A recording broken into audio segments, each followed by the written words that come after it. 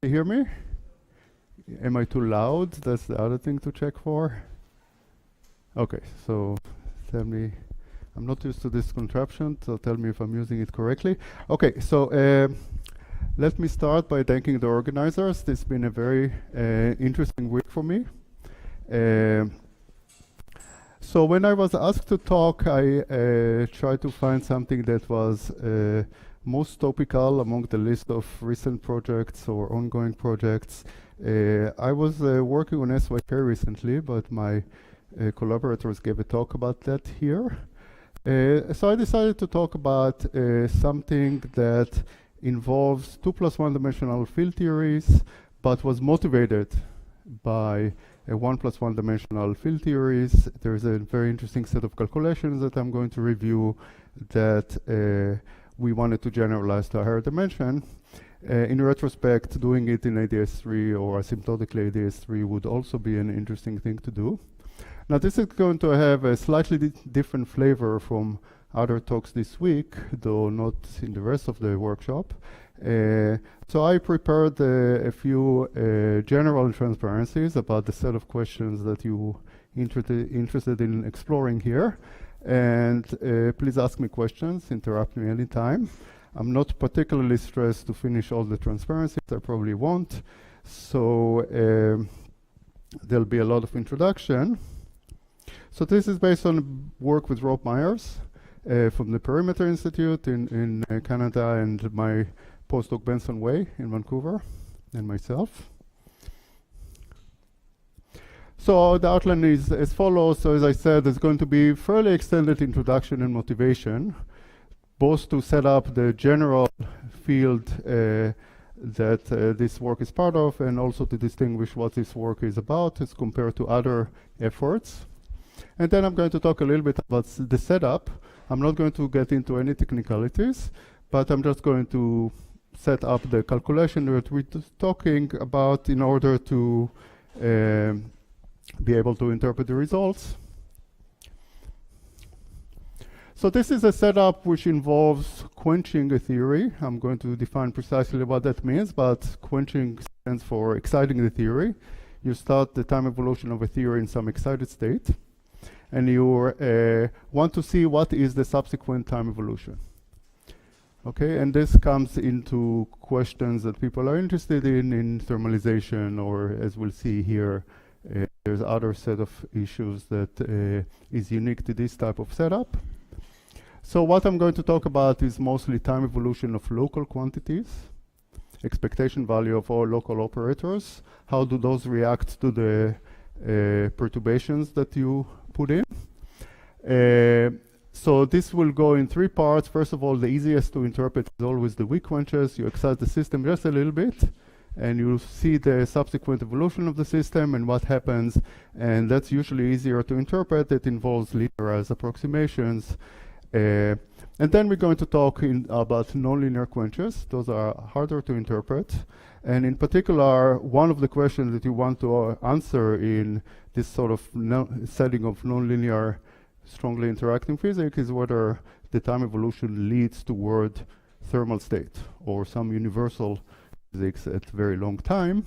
And here I'm going to be a lot more specific what I mean by that. And I think the answer so far, at least according to all indication that we see, is that it's not a thermalizing system. And this is a surprising result, and I'm going to compare it to other points in the literature that points the same direction.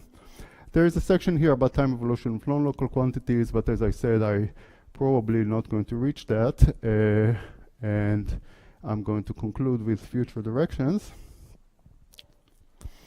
Okay, and again, please interrupt me with questions anytime. Okay, so the general field this is part of is non-equilibrium antibody physics. So this is a complicated system, complicated enough that solving generic quantities will be difficult to impossible.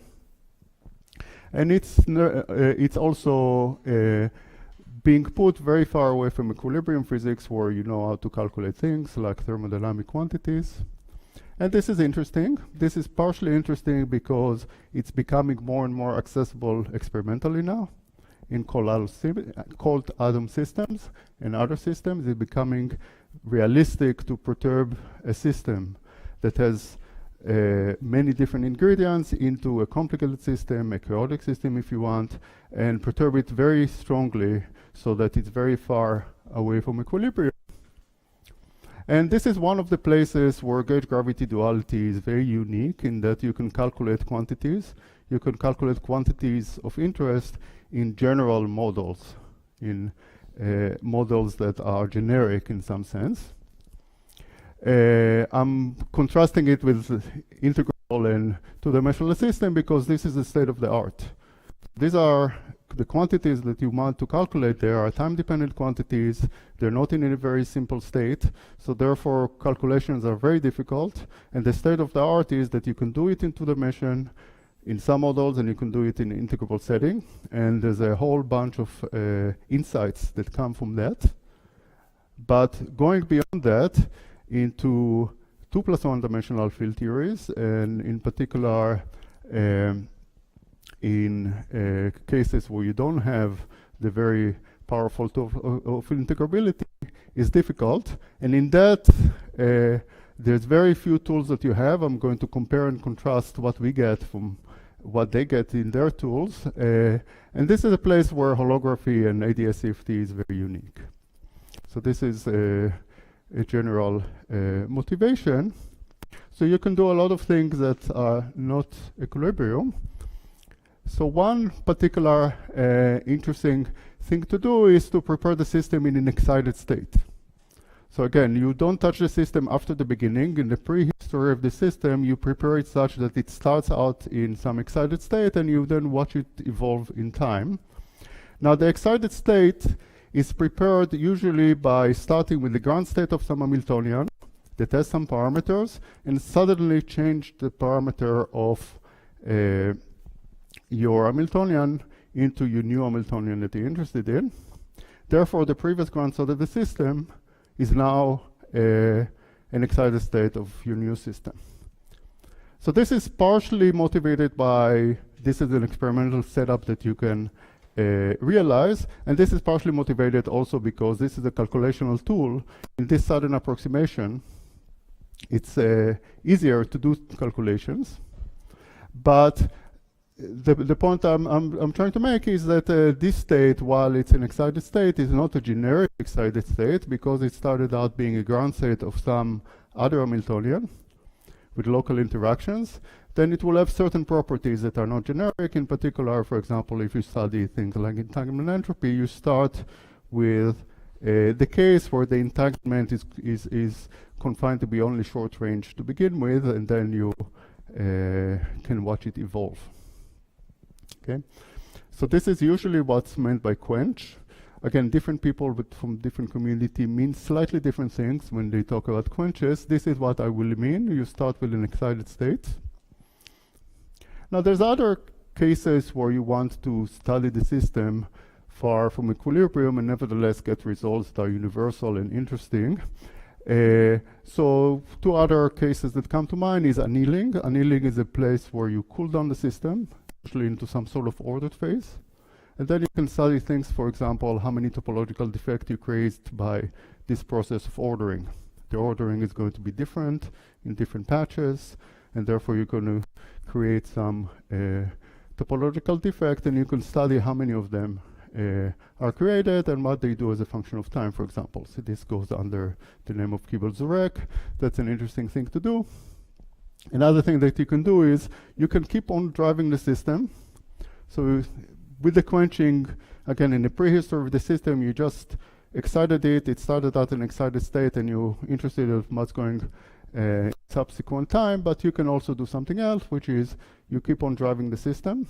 Typically, when you drive the system, there's things that are non-universal that's going on, but sometimes when you do a very simple protocol of driving the system, for example, it's a monochromatic driving, you just drive it with a certain frequency, then you get things that are a little bit more universal. You can, for example, talk about the phase diagram of your theory. The dynamical phase diagram is a function of the amplitude and the frequency of the force, for example. Okay, So I want to emphasize, and this relates to other work that I did recently. So this is all relates to condensed matter physics in principle, because there, for example, in the cold atomic systems, you change parameters suddenly, for example. You do that experimentally very, very easily. But another place where this comes about very naturally is cosmology, because cosmology provides for you time dependence, namely the space-time on which your system lives just changes with time. Okay, so a lot of the things that are applied in condensed matter physics system will also apply to the cosmological setup. Okay.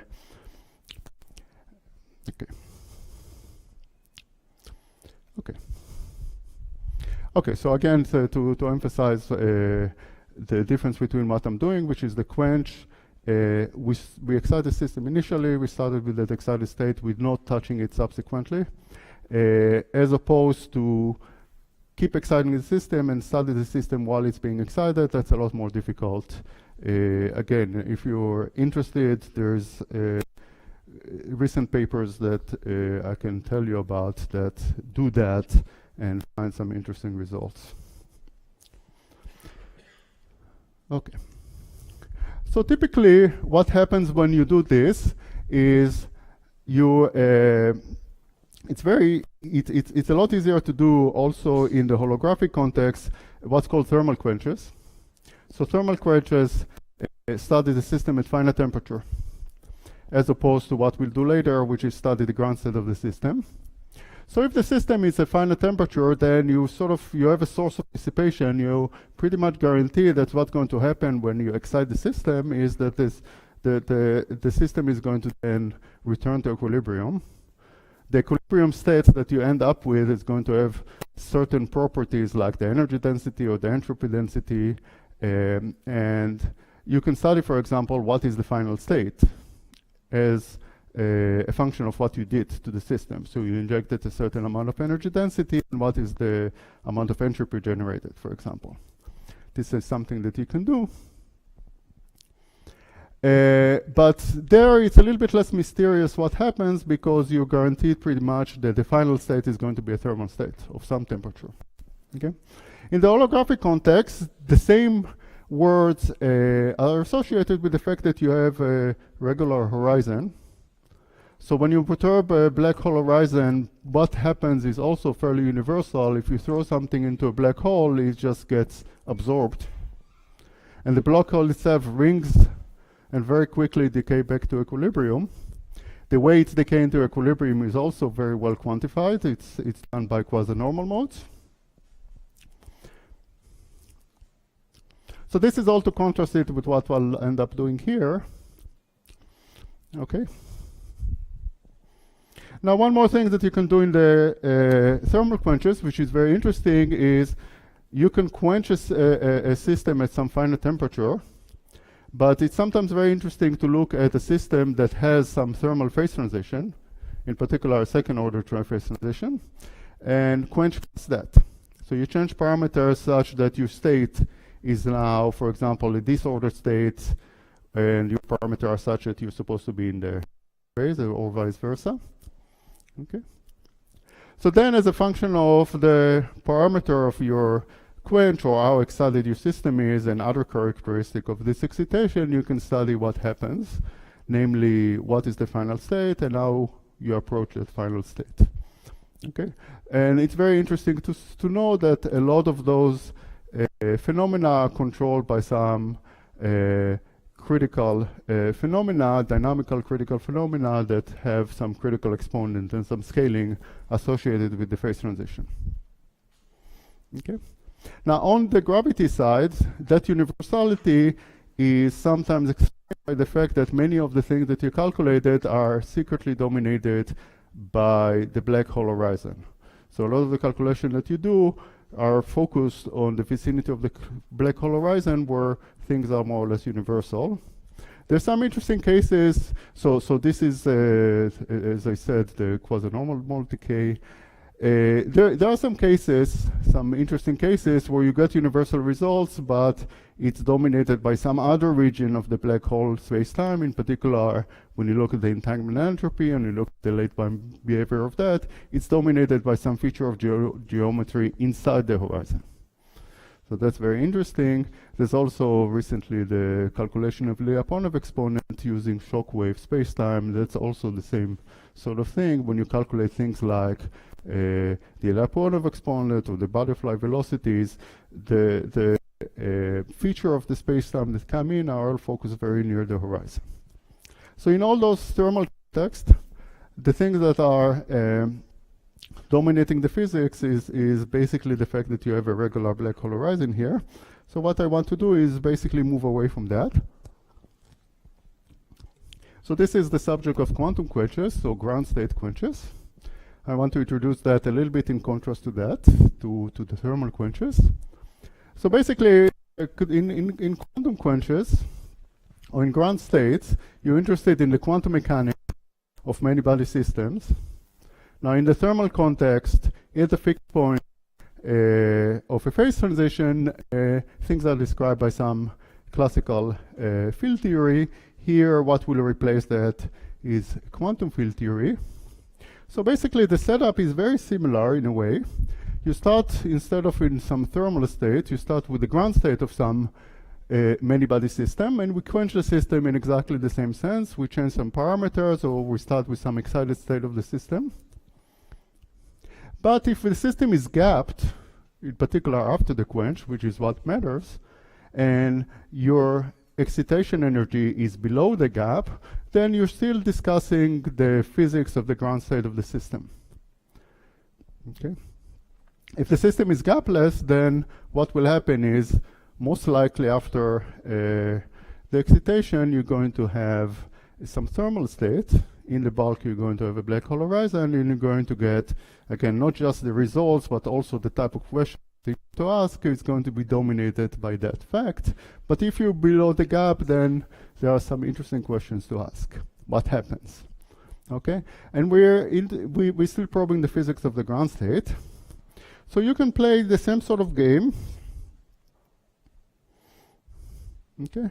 So in particular, I talked before about what happens if you quench past the phase transition. You can study the same sort of issues in the ground state quenches. So the ground state itself, even though it's a single state, is a state of a very complicated system with many bodies that are interacting potentially strongly. And it can exhibit non-analyticity as a function of parameters. In other words, there's the famous quantum phase transitions, and you can quench past that. So if you change the parameter past one of those quantum phase transitions, then there is a question of what happens in the final state, and how is the final state depending on precise way in which you quench the system. And in particular, you can ask questions like the Kibble-Zurek questions in the quantum context. Okay. So on the black hole side, on the gravity side, there's no black hole. Okay. So the type of question to ask are different. So in particular, what I'm going to focus on here is the type, it's the step 0 question, which is what is the final state? How do you characterize the final state in this setup where you don't have all the tools of black hole physics to kind of help you with the interpretation? So here I'm going to describe this very simple scenario in which you have a gap phase, you're not going past any kind of quantum phase transition, and you just quench the system, it's gapped at all times, and you're just trying to characterize what happened. Okay? Okay, any questions? Okay. Okay, so let me just talk a little bit about the motivation. It will come in later as well. So there's a few papers that that motivated this. There's this paper that by these authors, real-time confinement following a quantum quench to a non-integrable model. So they study a spin model in 1+1 dimension. They were able to study it numerically, and they study some entanglement entropy and correlation functions. And Pasquale gave a very good talk in Kyoto last year, which got us interested in that. They have some surprising results there. As we'll see, we'll have some results that are similar, some results that are a little bit different.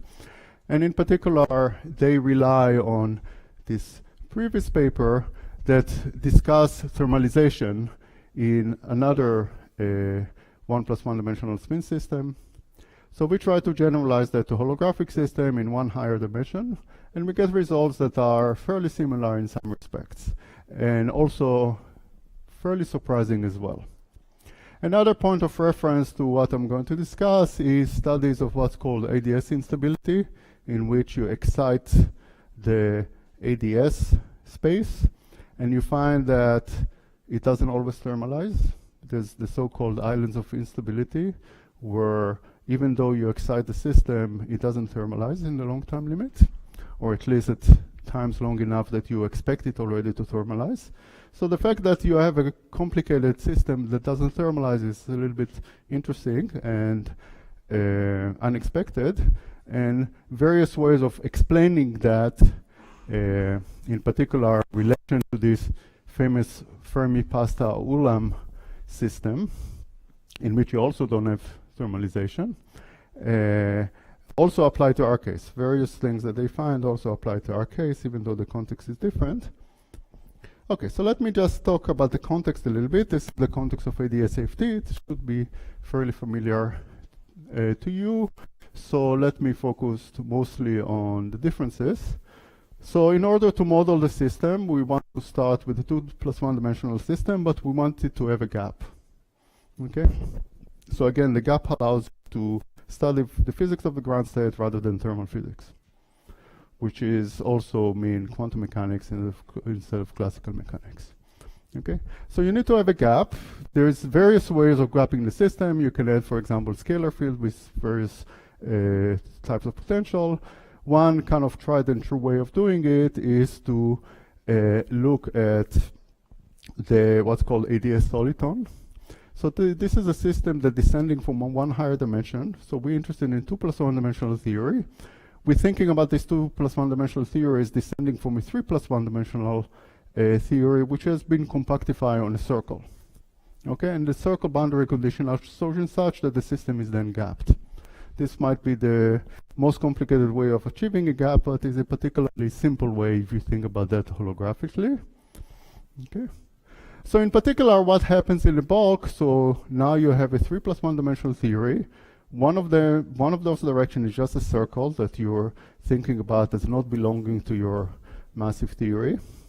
And you have a radial direction, so it's asymptotically IDS5 overall.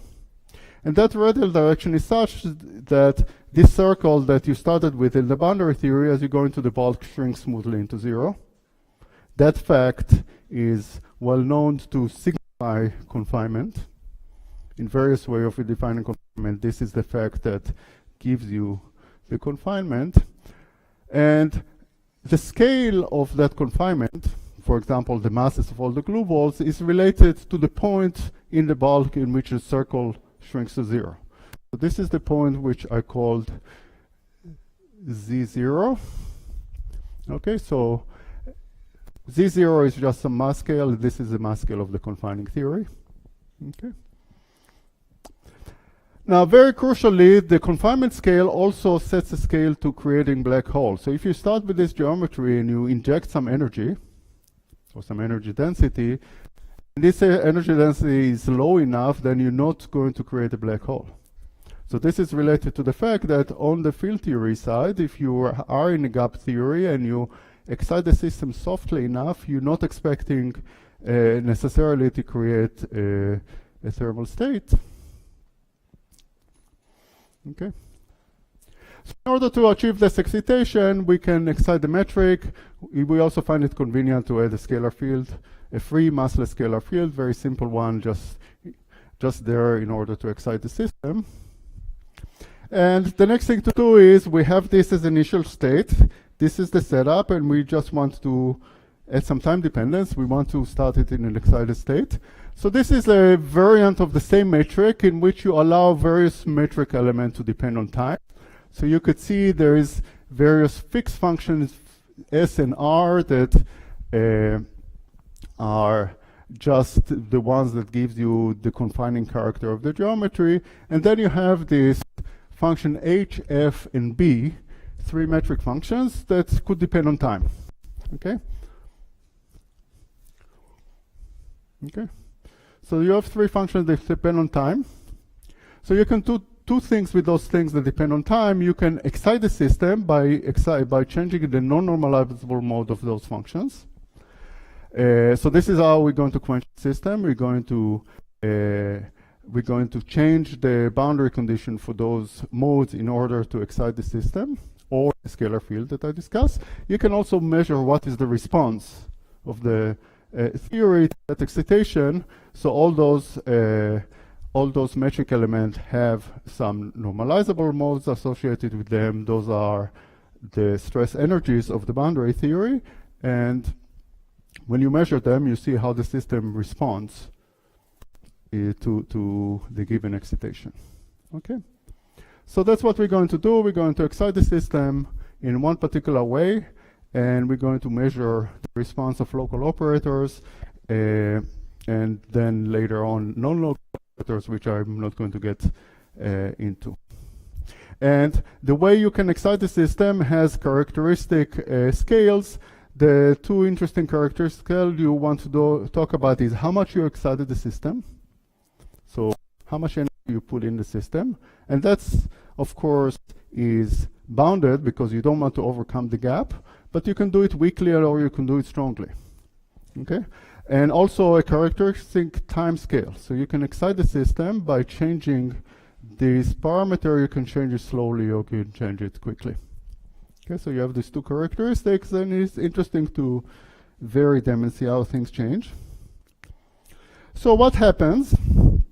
Okay, so generally what happens is this is a particular response of the system after I did the quench. And I plotted it here on two different time scales. The time here is from 0 to 400. The time here is from 20 to 40. So this is just to show a typical response of the system on two different scales. You see on the right, this is the short time scale behavior. You can understand that intuitively very well. You injected some amount of energy into the system. The system is gapped on both sides. So it's a soliton geometry, so it's gapped in the infrared. And it's also, ADS is a box, it's gapped in the ultraviolet. So the only thing that this thing does to forecast approximation is bouncing back and forth. The bouncing back and forth is this thing that you see here. But you see the bouncing is not periodic. There's something very interesting happen. At each bounce, this gets deformed. This is just by eye, this is just something that looks completely erratic and chaotic. And you see on the long time scales, you can't really say much more than that. This is a very chaotic system. And in some sense now we're studying nonlinear dynamics in ADS. Okay, so what physics can we extract out of that? So first of all, we can start with weak quenches. You just excite the system a little bit. You insert a small amount of energy density. Okay? And what's going to happen is this energy density is going to... Okay? You can calculate what is the characteristic frequency associated with that bounce, and there is a certain interpretation of it in the boundary theory that I'm not going to dwell on here. I'm running out of time.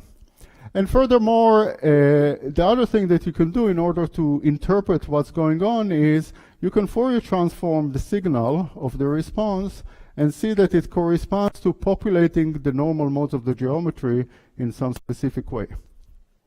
So you see here, this is the spectrum of the normal mode of the geometry. Again, the geometry is confined on both sides. So when you calculate modes in this, they come in some discrete modes, and those are the frequencies of those modes.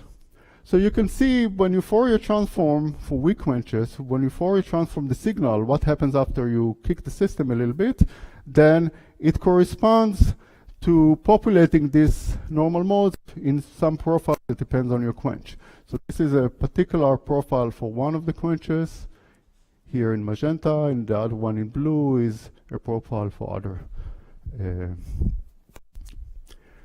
other quench. So the upshot of that is for weak quench, the interpretation is very clear. For weak quench, if you interpret the theory in Fourier space, then for weak quench, all you did is you have a spectrum of normal mode and you just have some distribution of energy density in those normal modes. Okay? And what the precise details of the distribution is really up to you. Okay, you do quenches in slightly different ways, then you get a slightly different contribution.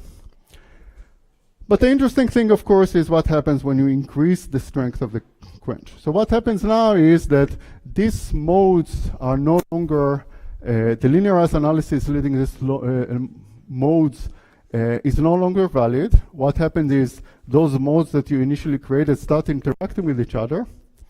This interaction leads to some interesting nonlinear dynamics in ADS, in the ADS soliton space. On the other hand, you don't have the very strong source of dissipation of the black hole horizon. So you have really the limit in which interesting nonlinear dynamic happens, very little dissipation and very strong interaction. So generally, very interesting physics happens then. And one thing that we ask is, does the system in the end relax to some kind of final state that we can characterize in some way? Yeah. So there is a certain amplitude, there's a certain energy density, and you have a scale which is, let's say, the gap of creating. Yeah, yeah, yeah. And also, you can see the previous thing is this fits to sort of the linearized analysis. You could see it's worse and worse as you go to higher mode number. So the nonlinearities kick in at different stages for different questions, which is a typical thing. Okay. So we want to see, quantify in some sense what happens to this system as you kick it very strongly now. Okay. So in order to do that, what we did is what's called time frequency analysis. So I definitely don't have time to go over that, but the basic idea is that you want to look at the dynamics of the spectrum of the theory. So you excited the system by putting some energy density distributed among all the different modes of the system, and now you want to know how that distribution changes as a function of time, and in particular whether this distribution in the very long time limit settles to something. Okay. So the way you do that is time frequency analysis. There's various ways to do that. We do what's called the windowed Fourier transform. But different way of doing that give you qualitatively similar results. And let me just give you the flavor of the most interesting thing that happens here. So basically, let's look at this graph here. Okay. So this is graph for some nonlinear quench. So basically you have so much energy in the initial mode distribution that they start interacting with each other. So what happens to this interaction? So when you do this local Fourier transform, you see that the distribution now changes with time. Okay? And the distribution changes with time such that initially you have some particular range of frequencies in which the system is excited, and this range expands. In other words, you have more and more excitation of the system at higher and higher frequencies. Okay? So in some sense, this is kind of what you expect in a thermalizing system. As I'll argue, at least some notion of thermalization will benefit from this kind of fragmentation of your signal to higher and higher frequency. If this kind of phenomena keeps going on indefinitely, this will be a sign of thermalization. But as we'll see here, this phenomena then reverts itself. So we see that basically for any one of those quenches, you'll have this initial weight on higher and higher frequency. That means that the signal becomes more and more complex. But then you have the inverse cascade, as we call it, borrowing some terminology from turbulence. And here I plot this on a very long time scale. So this is go from 0 to 1000. The fundamental time scale here is the bouncing back and forth with 2.5, so this is 400 of those bounces. And you can see that what happens here is that this kind of period that we saw in the previous one, where you have the signal becomes more and more complicated and then simpler and simpler, this just repeats itself. Basically, indefinitely, it doesn't look like this phenomena, this periodic phenomena is going to end. Okay? And this phenomena is also erratic, it's chaotic, and the various way of quantifying thermalization will all suffer from this kind of erratic behavior in frequency space. We'll see that this type of erratic behavior will prevent any kind of notion of thermalization. Okay. So this is the basic phenomena that we discover when we look at the spectrum of the excitations in the geometry in as function of time. Okay, we try to interpret this phenomena in terms of different ways in which people have tried to quantify thermalization.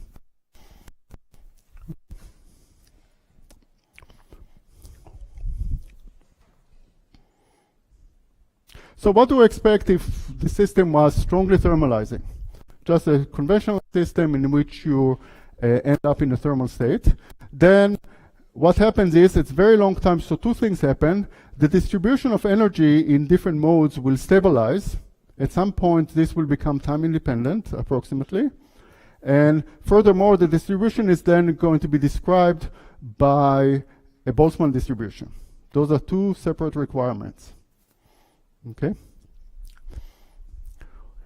The way that happens is we started out with a very special state in which we excited the system in some distribution that's certainly not the Boltzmann distribution, so it will evolve towards that Boltzmann distribution.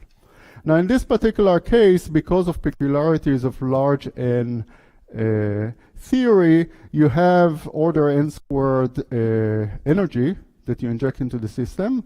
You have only order 1 states in confined geometry, so the temperature is going to be very high. It's going to be of order n squared. Just does mean that the Boltzmann distribution is going to be approximately flat. It's going to be equally likely for all states. But you certainly haven't started in that kind of distribution. You're supposed to evolve towards that. In particular, you start with all these high modes that were initially unoccupied. You're supposed to start occupying them. Okay? Okay?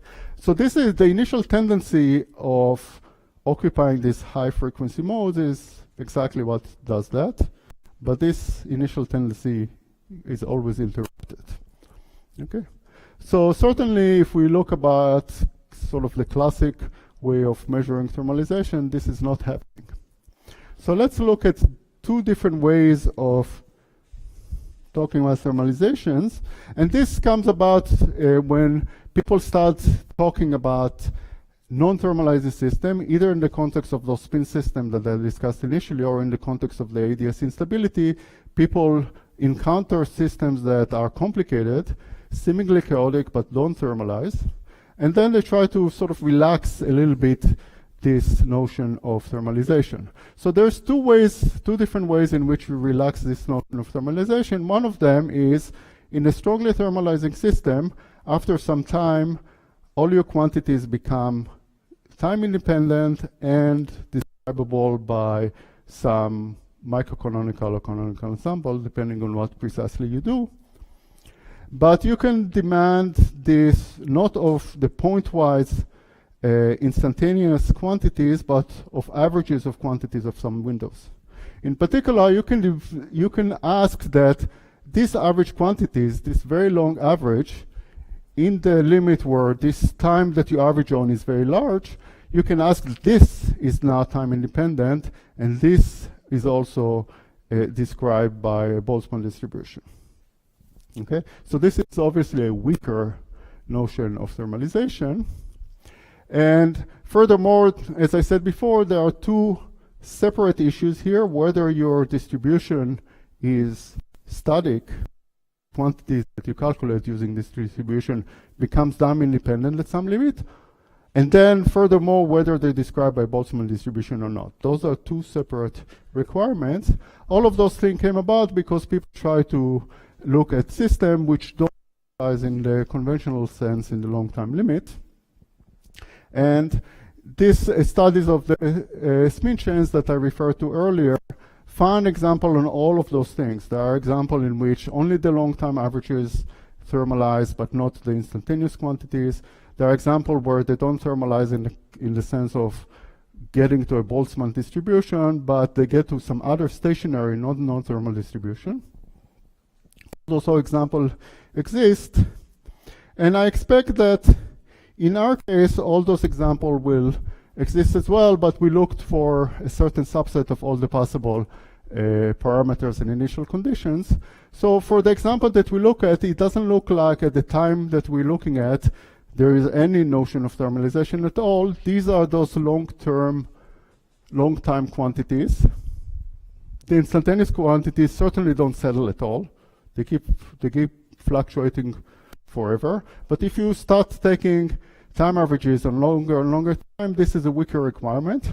So you could see that the distribution in some frequencies, so the different colors here are different frequencies.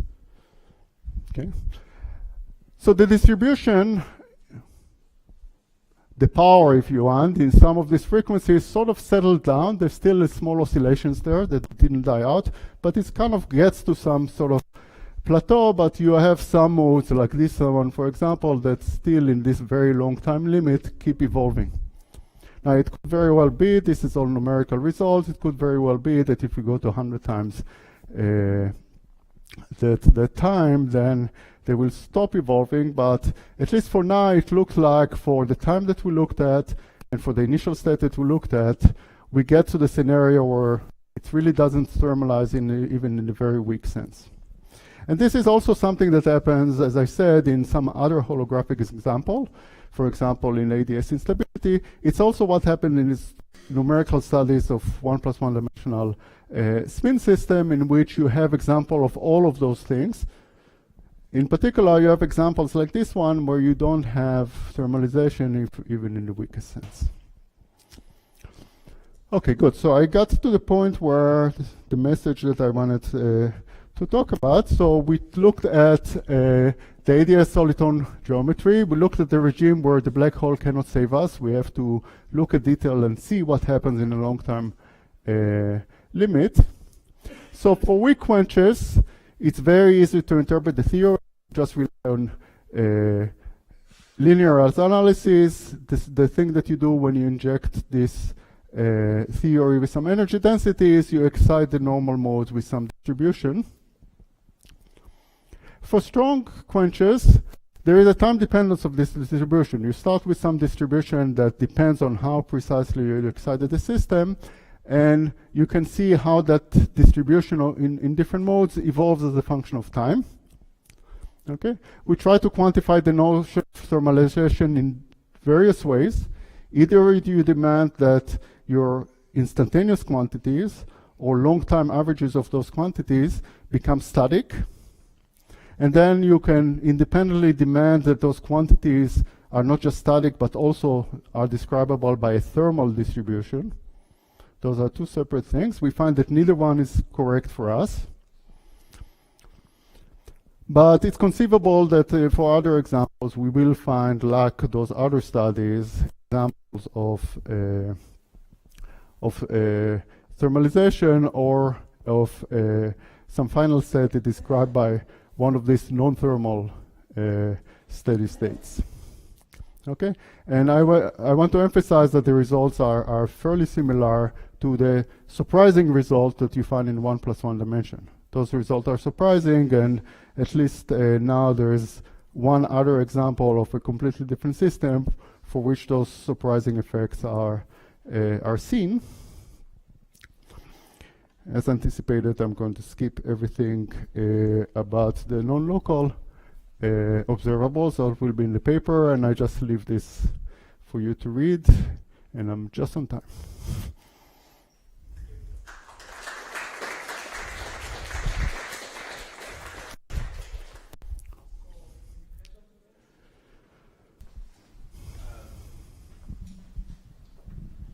So if I understood correctly, the reason you said that you can't make black holes is because your quenches preserve the spatial symmetries?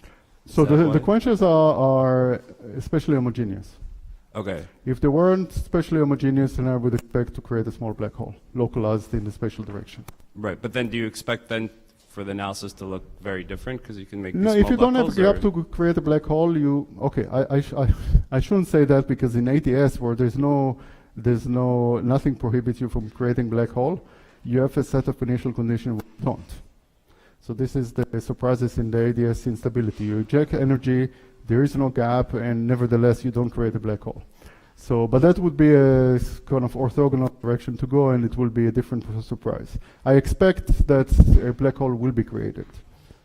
But I'm just saying I won't be surprised if my expectation is not actually realized. So, sorry, but if you do make then potentially many small black holes, do you expect the analysis to then look very different, or because they're small, if you relax spatial homogeneity, I think that many other things could happen. I see.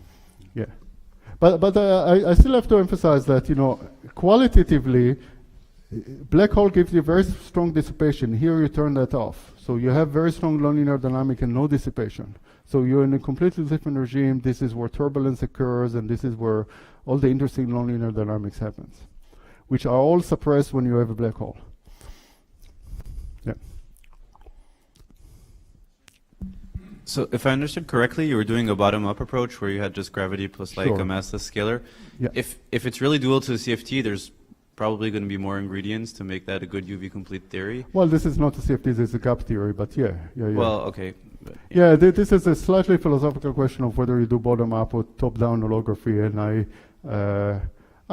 don't think that would matter much. In particular, I think there must be example like that where the AD soliton is a theory, is embedded in a theory that includes many other fields, and you just choose not to turn them on. But generically, you'd have couplings, self-couplings for the scalar, at least in the bulk, right? Do you expect those to change the story? No, I don't expect them. If anything, it's going to make life more difficult. There's another paper, in my recent history where we looked at this question, and the nonlinear dynamics only gets more complicated if you have self-coupling. Thanks. Yeah.